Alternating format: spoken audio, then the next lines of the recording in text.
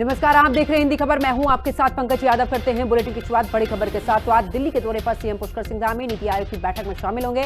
अब से थोड़ी देर में दिल्ली के लिए रवाना हो जाएंगे सीएम। कई केंद्रीय मंत्रियों से मुलाकात भी कर सकते हैं। बड़ी खबर आपको बता रहे, जहां पर आज सीएम पुष्कर सिंह धामी का दिल्ली का दौरा, महत्वपूर्ण दौरा, नीति आयोग की बैठक में शामिल होंगे। साथ ही आपको बता दें कि कई केंद्रीय मंत्रियों से भी मुलाकात करेंगे। अब से थोड़ी देर के बाद ही दिल्ली के लिए रवाना हो जाएंगे सीएम पुष्कर सिंह धामी। और ऐसे में कई केंद्रीय मंत्रियों से मुलाकात करेंगे। तो आज दिल्ली के दौरे पर सीएम पुष्कर सिंह धामी और साथ ही आपको बता दें कि नीति आयोग की बैठक में शामिल होंगे सीएम। और अब से थोड़ी देर में दिल्ली के लिए रवाना हो जाएंगे मुख्यमंत्री पुष्कर सिंह धामी। कई केंद्रीय मंत्रियों से मुलाकात भी कर सकते हैं। तो वहीं केदारनाथ धाम में बढ़ रही तीर्थयात्रियों की संख्या, और आपको बता दें कि 4.5 लाख से ज्यादा यात्री अभी फिलहाल दर्शन कर चुके हैं अब तक। और हर रोज 23,000 से ज्यादा यात्री कर रहे हैं दर्शन। 15,460 पुरुषों ने केदारनाथ धाम के दर्शन किए हैं। 8,388 महिलाओं ने केदारनाथ धाम में दर्शन किए हैं। बड़ी खबर बता रहे, जहां पर बता दें कि रोज 23,000 से ज्यादा यात्री दर्शन करने के लिए पहुंच रहे हैं। 15,460 पुरुषों ने केदारनाथ धाम के दर्शन किए हैं। तो वहीं 8,388 महिलाओं ने केदारनाथ धाम के दर्शन किए हैं। तो केदारनाथ धाम में बढ़ रही है तीर्थयात्रियों की संख्या। साथ ही बता दें कि 4.5 लाख से ज्यादा यात्रियों ने दर्शन किए हैं। रोज की अगर बात करें तो 23,000 से ज्यादा यात्री पहुंच रहे हैं। उधर उत्तरकाशी में यात्रियों से भरी बस पलट गई है, जहां पर गंगोत्री धाम की तरफ ये बस जा रही थी। 41 यात्री जो थे इसमें सवार थे, जिसमें से 8 घायल हुए हैं। सभी घायलों को अस्पताल पहुंचाया गया है। बस में मध्य प्रदेश के तीर्थयात्री सवार थे। तो बड़ी खबर, जहां पर गंगोत्री धाम की तरफ ये बस जा रही थी, जहां इस दौरान हादसे का शिकार हुई है। आपको बता दें कि 41 तीर्थयात्री इसमें सवार थे, जिसमें से 8 घायल हुए हैं। सभी घायलों को अस्पताल में पहुंचाया गया है। बस में मध्य प्रदेश के तीर्थयात्री सवार थे।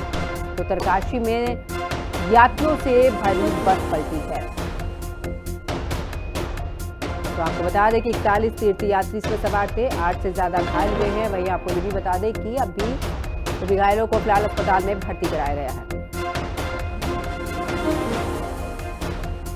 और ज्यादा जानकारी के लिए हमारे सहयोगी सुभाष हमारे साथ फोन लाइन पर जुड़ चुके हैं। सुभाष, अगर बात करें, देखिए ये बस जा रही थी, तीर्थयात्रियों से भरी बस थी जो कि हादसे का शिकार हुई है। फिलहाल आपके पास में क्या कुछ जानकारी? जी पंकज, मैं आपको बता दूं, क्योंकि ये लोग मध्य प्रदेश के रहने वाले हैं और ये 4 धाम यात्रा पे निकले थे। और कल इन्होंने यमुनोत्री धाम दर्शन किए थे। और आज सुबह प्रातःकाल ये करीब 10 बजे के आसपास, क्योंकि इन्होंने रात को ब्रह्मखाल में स्टे किया था और उसके बाद ये गंगोत्री धाम के लिए निकले थे कि अचानक गंगोत्री राजमार्ग 34 पे ये बस अनियंत्रित हो गई, और जिसमें कि 27 लोग घायल हो गए, जिन्हें पुलिस, SDRF, आपदा प्रबंधन की टीम के द्वारा प्राथमिक स्वास्थ्य केंद्र डुंडा में लाया गया है। और फिलहाल जो जिनको ज्यादा चोटें आई है उनको जिला अस्पताल उत्तरकाशी रेफर किया गया है। फिलहाल बस के अनियंत्रित होने के कारणों का अभी चूंकि परिवहन विभाग से लेकर पुलिस टीम वहां पे मौजूद है। चलिए, बहुत बहुत शुक्रिया सुभाष हमारे साथ जुड़ने के लिए, तमाम जानकारी साझा करने के लिए। और अब खबर देहरादून से, जहां पर सैनिक कल्याण मंत्री गणेश जोशी ने यहां पर गलजवाड़ी क्षेत्र में भी 92.16 लाख की लागत से बनने वाले सामुदायिक भवन विधिवत उसका शिलान्यास किया है। और सैनिकों के कल्याण के लिए बनने वाला भवन उत्तराखंड पूर्व सैनिक कल्याण निगम लिमिटेड के सहयोग से ये बनाया जाएगा। सैनिक कल्याण मंत्री गणेश जोशी ने कहा कि सरकार का उद्देश्य ग्रामीण और अर्ध शहरी क्षेत्र में भी मूलभूत सुविधाओं का विस्तार करना है। मुख्यमंत्री धामी के नेतृत्व में राज्य सरकार जनता के द्वारा और इस दौरान संकल्प के साथ काम कर रही है।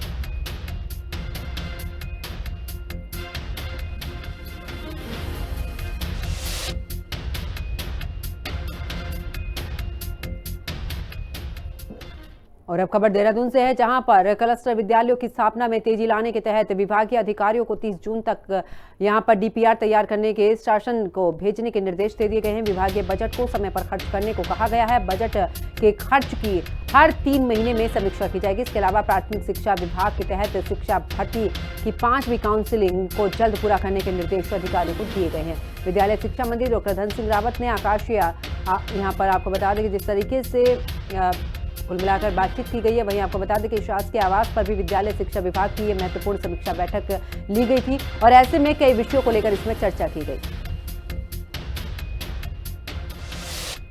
तो वहीं ऑपरेशन सिंदूर की सफलता पर भारतीय सेना के अदम्य साहस और साथ ही पराक्रम के सम्मान में रुद्रप्रयाग में भी तिरंगा यात्रा निकाली गई। काफी संख्या में बीजेपी कार्यकर्ता और बच्चों ने इसमें हिस्सा लिया। तिरंगा यात्रा में केदारनाथ से विधायक आशा नोटियाल और बीजेपी विधायक भरत चौधरी भी शामिल हुए हैं। आशा नोटियाल ने कहा कि ऑपरेशन सिंदूर के तहत जीत हासिल की गई है, पाकिस्तान के छक्के छुड़ा दिए।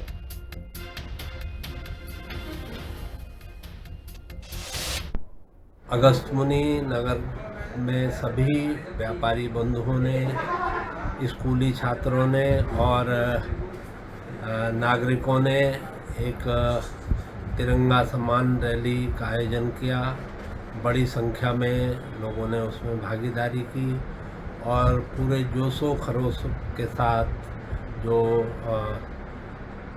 ऑपरेशन सिंदूर को अंजाम दिया गया भारत सरकार द्वारा, उसके पक्ष में अपने सैनिकों के शौर्य गाथा गाते हुए बहुत बड़ी संख्या में जो है लोगों ने इस तिरंगा यात्रा में प्रतिभाग किया है और भारत सरकार से ये मांग की है कि पाकिस्तान के द्वारा अगर भविष्य में इस तरह की कोई कार्रवाई की जाती है तो उसका समुचित जवाब दिया जाए।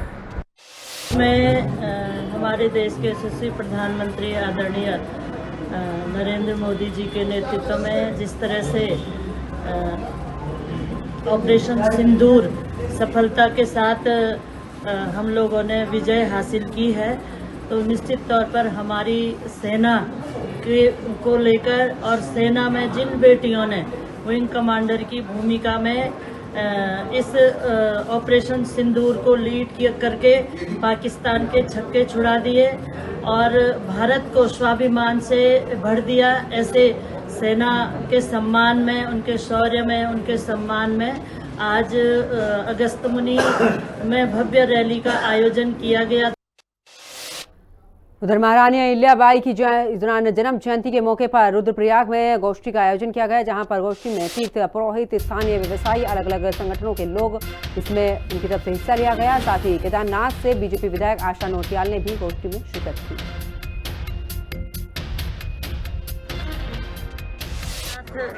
जी के इस प्रांगण में रानी देवी अहिल्याबाई की जन्म जयंती के शुभ अवसर पर एक गोष्ठी का आयोजन किया गया था, जिसमें हमारे केदार सभा के लोग, तीर्थ पुरोहित और यहाँ के स्थानीय व्यवसायी, विभिन्न संगठनों के लोगों ने, कुछ यात्री गणों ने भी जो दूर दूर से आए हुए थे, उन लोगों ने भी प्रतिभाग किया और रानी अहिल्याबाई के जन्म जयंती के अवसर पर उनके द्वारा एक शासक के रूप में, एक महिला सशक्तिकरण के रूप में और विभिन्न सांस्कृतिक गतिविधियों के रूप में जो उन्होंने देश के लिए किया है, समाज के लिए किया है, उन बातों पर आज यहाँ पर चर्चा हुई और उनके जीवन से क्या प्रेरणा हमको मिलती है, इन सब विषयों को लेकर यहाँ पर चर्चा हुई है।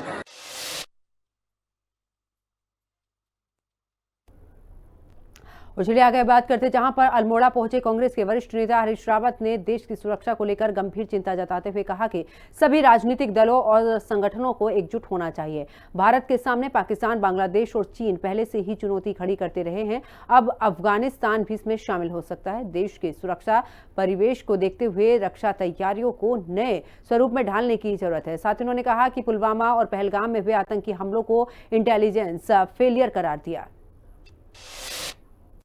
एक नया गठजोड़ उभर रहा है। पाकिस्तान अब उसमें अफगानिस्तान को लेने की भी कोशिश हो रही है, चीन, बांग्लादेश का, और उसमें नेपाल कब कूद पड़ेगा कुछ समझ में नहीं आ रहा है। तो नई चुनौतियां नई तरीके की खड़ी हो रही है।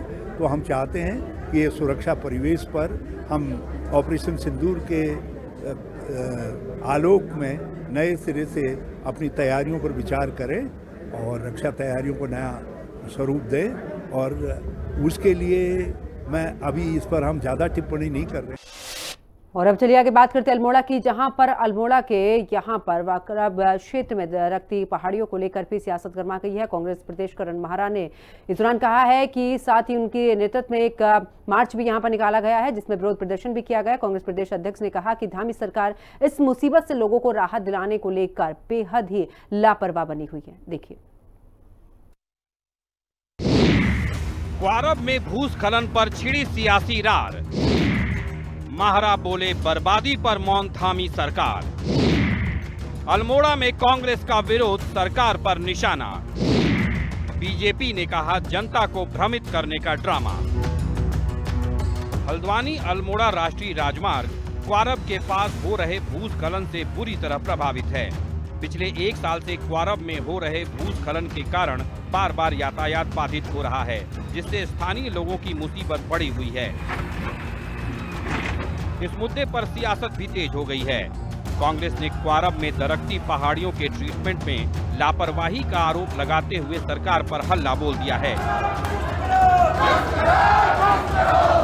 कांग्रेस प्रदेश अध्यक्ष करण माहरा, नेता प्रतिपक्ष यशपाल आर्य और पूर्व मुख्यमंत्री हरीश रावत के नेतृत्व में कांग्रेस ने मार्च निकालकर अल्मोड़ा में डीएम कार्यालय पर उग्र प्रदर्शन किया है। करण माहरा ने कहा कि इस महत्वपूर्ण सड़क मार्ग पर क्वारब में हो रहे भूस्खलन से क्षेत्र का पर्यटन और लोगों का व्यवसाय चौपट हो चुका है। स्थानीय लोग परेशान हैं, लेकिन भूमाफिया, खनन माफिया की कठपुतली बन चुकी धामी सरकार इस मुसीबत से लोगों को राहत दिलाने पर गंभीर ही नहीं है।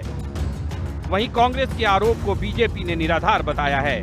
बीजेपी का कहना है कि क्वारब में भूस्खलन की समस्या के समाधान के लिए केंद्र ने 17.14 करोड़ रुपए स्वीकृत किए हैं, जिस पर काम शुरू हो चुका है। दूसरे चरण पर 51.37 करोड़ रुपए से पहाड़ियों के ट्रीटमेंट का काम जल्दी ही शुरू होगा, जिससे भूस्खलन की समस्या का समाधान हो जाएगा। लेकिन कांग्रेस केवल सियासत करने के लिए इस विषय पर जनता को भ्रमित कर रही है। हमारे जो बीमार लोग हैं वो लोग वहाँ जाते जाते रास्ते में दम तोड़ दे रहे हैं। हमारी एम्बुलेंस बाहर नहीं निकल पा रही। आखिर क्या कर रही है सरकार? बर्बाद करके रख दिया पूरे उत्तराखंड को। कुमाऊं का ये रीजन, अल्मोड़ा, बागेश्वर, पिथौरागढ़, चंपावत, हमारा पूरा टूरिज्म खत्म हो गया। हमारे बीमार लोगों को रेफर सेंटर करके हल्द्वानी भेजते हैं। हल्द्वानी पहुंचने से पहले हमारा जो बीमार वो मर जा रहा है, क्योंकि कैंची से आगे नहीं जा पा रहा। और क्वारब की हालत आपने देखी रखी है, रात को सफर नहीं कर सकते और करोड़ों रुपया आने के बाद भी वहाँ काम नहीं हो रहा। धामी सरकार पूरी तरीके से फेल है। भू माफिया, खनन माफिया के हाथों की कठपुतली बनकर रह गई है। 18 करोड़ रुपया रिवर बेड से दीवार देने के लिए आया है। 51 करोड़ रुपया लगभग हिल साइड वॉलिंग के लिए आया है। जो इरोजन हो रहा है, भूधसाव हो रहा है, उसको रोकने के लिए हो रहा है। वो फरवरी में ही स्वीकृत हो गया और युद्ध स्तर पर वहाँ पर काम चल रहा है। उसके बाद कांग्रेस का इस तरीके से आंदोलन करना, मुझे लगता है उनकी विकास विरोधी सोच को दर्शाता है। कांग्रेस पर रहा भी कुछ नहीं है। इस तरह के आंदोलन करके वो केवल जनता का ध्यान भटकाना चाहते हैं। अल्मोड़ा के साथ ही पिथौरागढ़ और बागेश्वर को जोड़ने वाली NH 109 को इस क्षेत्र की लाइफलाइन कहा जाता है, लेकिन क्वारब में भूस्खलन ने पूरे क्षेत्र के जनजीवन को प्रभावित कर दिया है। बार बार भूस्खलन से बंद रास्ते पर्यटन और व्यापार के मार्ग को भी बंद कर रहे हैं, जिससे लोग राहत के लिए छटपटा रहे हैं। राष्ट्रीय राजमार्ग का अधिकांश हिस्सा अल्मोड़ा पिथौरागढ़ संसदीय क्षेत्र में पड़ता है और भारत सरकार में केंद्रीय सड़क परिवहन और राजमार्ग राज्य मंत्री अजय टम्टा का ये संसदीय क्षेत्र भी है। ऐसे में क्वारब में ट्रीटमेंट में देरी पर कांग्रेस बीजेपी की डबल इंजन सरकार पर लापरवाही का आरोप लगा रही है। वहीं बीजेपी समस्या के समाधान के लिए काम शुरू होने की बात कह रही है। देखना होगा कि क्वारब की दरकती पहाड़ियों के उपचार का काम कब तक पूरा होता है, जिससे अल्मोड़ा के साथ ही पूरे क्षेत्र के लोग राहत की सांस ले पाते हैं। देहरादून से संवाददाता शुभांगी भट्ट, दीपिका भंडारी और अल्मोड़ा से संवाददाता हरीश भंडारी के साथ ब्यूरो रिपोर्ट, हिंदी खबर। उधर 38वें राष्ट्रीय खेल में उत्तराखंड के विजेता इंटरनेशनल स्तर पर बेहतर प्रदर्शन करने वाले खिलाड़ियों को जल्द धनराशि भी मिलेगी और शासन ने 15 करोड़ की धनराशि स्वीकृत की है। खेल विभाग के निदेशक प्रशांत आर्य ने कहा है कि विजेता खिलाड़ियों से 31 मई तक आवेदन मांगे गए हैं। अभी तक काफी संख्या में आवेदन आ चुके हैं और साथ ही स्क्रूटनी टीम आवेदनों की जाँच पड़ताल करेगी और जून में कार्यक्रम का आयोजन होगा, जिसमें पदक विजेताओं को धनराशि मिलेगी और 240 खिलाड़ियों ने अलग अलग प्रतियोगिताओं में राज्य के लिए मेडल जीते थे।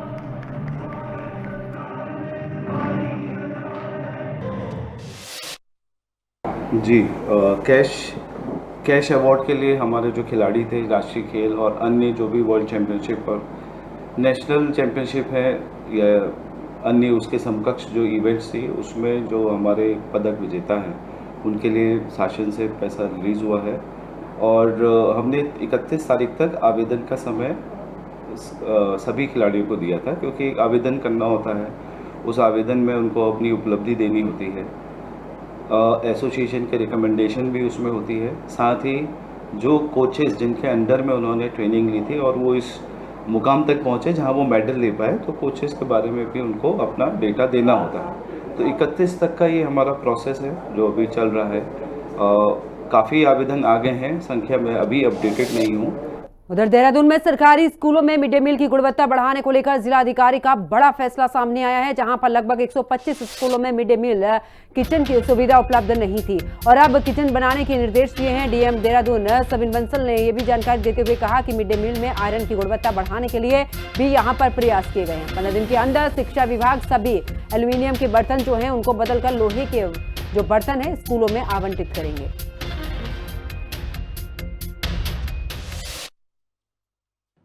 मध्याह्न भोजन है वो एक फ्लैगशिप स्कीम है, एक संकल्प है और एक स्पिरिट है हमारे एजुकेशन सेक्टर में बच्चों के लिए, समाज के लिए।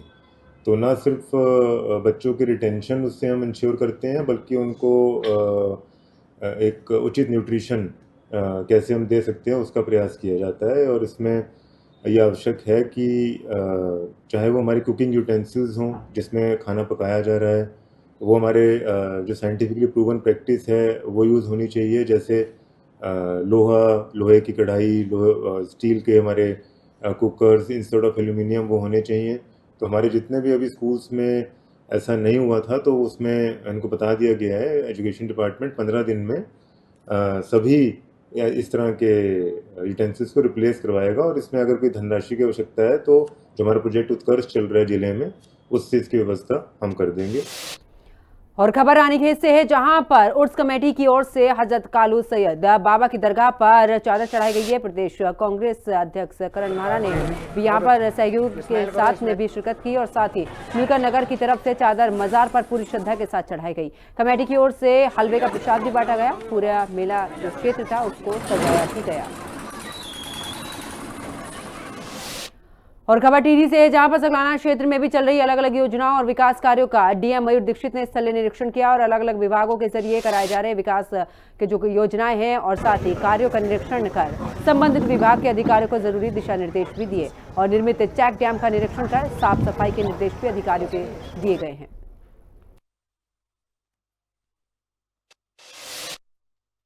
सकलाना क्षेत्र का निरीक्षण किया गया, जहाँ पर एक तो सारा का जो हमारा प्रोजेक्ट है वाटर कंजर्वेशन का, उसमें जहाँ जहाँ हमारे चेक डैम आदि निर्माण हुए उसका निरीक्षण किया गया है। साथ ही यहाँ पर जो हमारी रोड है PWD 30 द्वारा मेंटेन की जाती है कद्दूखाल रायपुर कुमांडा, उसमें भी जो भी रिसेंट एक्सीडेंट हुआ था उस पॉइंट का निरीक्षण किया गया और रोड में सड़क सुरक्षा के क्या कार्य किए जा सकते हैं और रोड की क्या कंडीशन है उसके बारे में आने वाली मानसून को देखकर क्या हम प्रिकॉशंस ले सकते हैं उसको निरीक्षण किया गया है। और साथ ही यहाँ पर एक किसान के द्वारा ट्राउट फिशिंग का यहाँ पर अच्छा कार्य किया जा रहा है, तो उसकी भी यहाँ पर हैचरी ये जो रनवेज हैं, रेसवेज हैं, इसका निरीक्षण किया गया है। और चलिए आगे बात करते हैं, जहां पर बैरीनाग में आयुष विभाग ने ब्लॉक स्तरीय योग कार्यक्रम का यहां पर आयोजन किया, जहां पर कार्यक्रम का शुभारंभ विकास खंड की प्रशासक विनीता बाफिला ने किया है और कहा कि स्वस्थ रहने के लिए योगाभ्यास और साथ ही अपने जीवन में शामिल करना चाहिए। सभी विभागों के अधिकारी, कर्मचारी और योग प्रशिक्षकों को भी योग के गुण सिखाए गए। जैसे कि हमारे घर में कोई भी पूजा होती है छोटी सी या उधर बात अगर उत्तरकाशी की करें तो देखिए गंगोत्री नेशनल पार्क में काफी संख्या में कस्तूरी मृग की तस्वीरें कैमरे में कैद हुई हैं और साथ ही यहां पर स्नो लेपर्ड सहित बुरा भालू भी देखने को मिला है। गंगोत्री नेशनल पार्क में काफी खुशी भी यहां पर देखी गई है। विश्व के सबसे दुर्लभ प्रजाति में शामिल वन्य जीव गंगोत्री ग्लेशियर, केदारताल और भारत चीन अंतर्राष्ट्रीय सीमा पर नेलांग और जादुंग घाटी में ये मिलते हैं और पार्क प्रशासन की ओर से पूरे क्षेत्र में करीब 40 टैप कैमरे भी लगाए गए हैं। पार्क क्षेत्र में 30 से 35 संख्या में स्नो लेपर्ड भी हैं।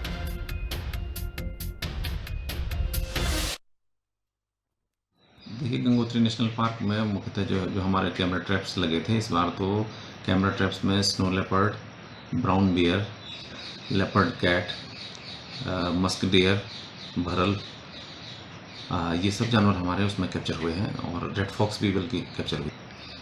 संख्या का ऐसा अनुमान लगाना तो मुश्किल है, लेकिन पार्क के अंतर्गत लगभग 30 से 35 की एस्टिमेशन है कि इतने स्नो लेपर्ड यहाँ हैं।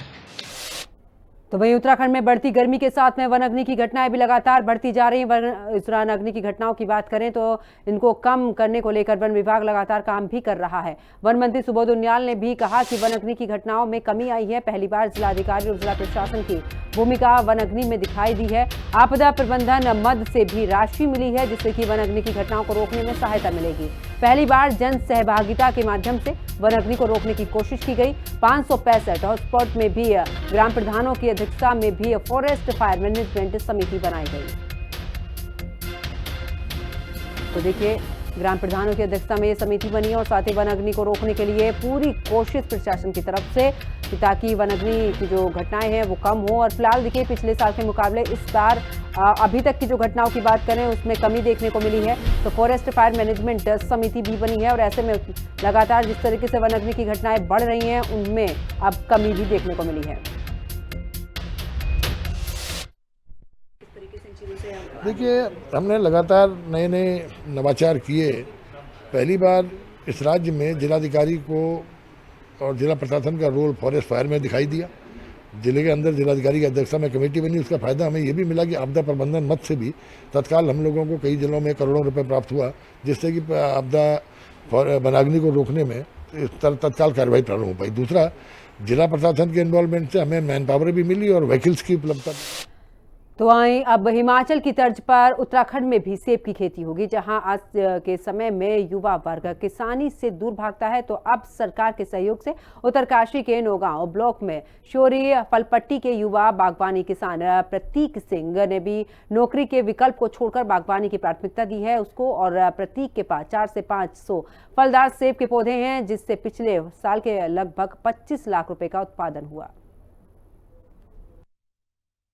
बागवानों के लिए अच्छी खबर है, अब उन्हें सेब के क्लोनल रूट स्टॉक की पौध के लिए भटकना नहीं पड़ेगा। उद्यान विभाग ने जिले में पहली बार अपनी नर्सरियों में सेब की क्लोनल रूट स्टॉक की 2 किस्में तैयार की, जो कि 3 साल में कम सिंचाई और सपोर्ट के बिना उत्पादन देने में सक्षम है। विभाग का दावा है कि इन किस्मों के इस्तेमाल में बागवानों की आमदनी बढ़ जाएगी और सरकार की इस योजना से प्रभावित होकर उत्तरकाशी के रहने वाले एक युवक ने नौकरी के विकल्प को छोड़कर बागवानी करने का फैसला किया। आपको बता दें कि प्रतीक का परिवार पहले से ही खेती बाड़ी करता है और अब प्रतीक ने भी खेती बाड़ी करने का फैसला किया है। हालांकि इस वर्ष ओलावृष्टि के चलते उत्पादन पर कुछ असर पड़ने की आशंका है। साथ ही प्रतीक का मानना है कि यदि राज्य सरकार हिमाचल प्रदेश की तर्ज पर बागवान किसानों को सड़क, पानी और आधुनिक सुविधाएं उपलब्ध कराए, तो इससे सेब उत्पादकों को और अधिक प्रोत्साहन मिलेगा तथा उनका कार्य अधिक सुगमता से संपन्न होगा। इसके अलावा पक्षियों से फसलों की सुरक्षा के लिए प्रतीक ने 4 लाख रुपए की लागत से नेट लगाए और इसके अतिरिक्त उन्होंने ग्रेडिंग हाउस, खाद, दवाई व अन्य बागवानी उपकरणों के लिए 50% सब्सिडी परियोजनाओं का लाभ भी उठाया है। और इस बुलेटिन में आप देखते रहिए हिंदी खबर। नमस्कार।